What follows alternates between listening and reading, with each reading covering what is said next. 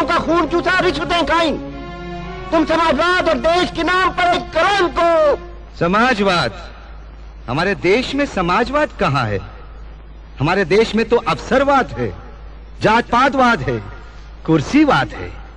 अरे समाजवाद तो तब आएगा जब आप अपने वोट की ताकत महसूस करेंगे। ये जो वोट है ना, ये कागज का टुकड़ा नहीं है कि डब्बे में डाला और चल दिए।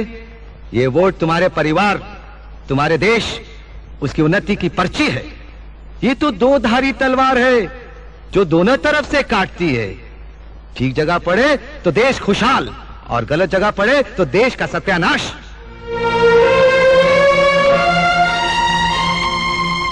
अरे भाइयों, हम तो आपसे एक सवाल पूछते हैं। जब आप अपनी बहन या बिटिया की शादी तय करते हैं तो पहले अच्छा लड़का ढूंढते हैं, अच्छा खानदान देखते हैं, उसके गुण और अवगुण देखते हैं, तब जाकर कन्या की शादी करते हैं। वोट भी तो तुम्हारी बहन और बिटिया है ना, उसको किसी को भी उठाकर दे देते हो।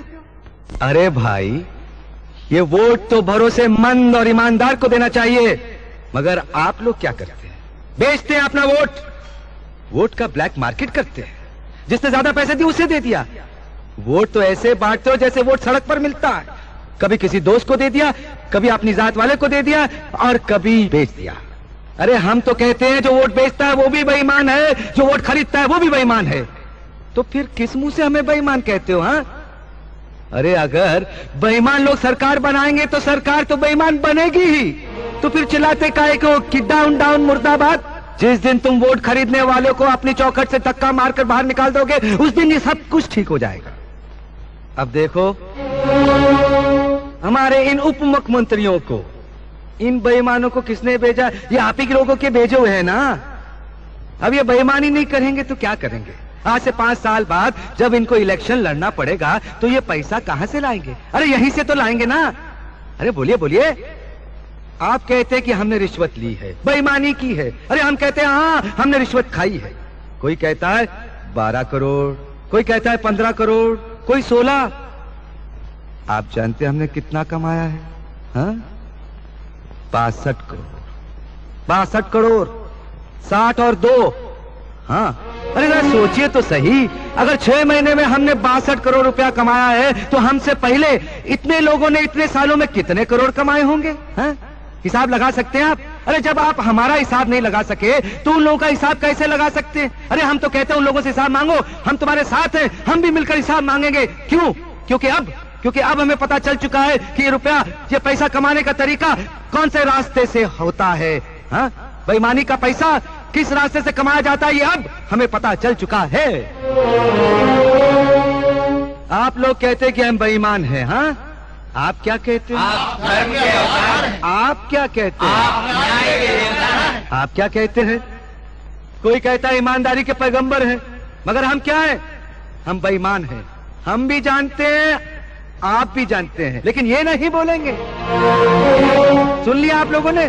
क्योंकि हम इनका कच्चा चिट्ठा जानते हैं ना, इनका बांडा फोड़ सकते हैं। इसलिए तो हम इन बेईमानों के मुखिया बन गए। पर हमारी बेईमानी की कमाई गई कहां? क्या हम निकल गए? अरे हराम का पैसा कि उन ईमानदार लोगों की जय जयकार करो, उन्हीं को वोट दो, उन्हीं की सरकार बनाओ और लोकतंत्र के हाथ मजबूत करो। पर वो ईमानदार लोग भीख का प्याला लेकर वोट मांगने के लिए तुम्हारे दरवाजे पर नहीं आएंगे।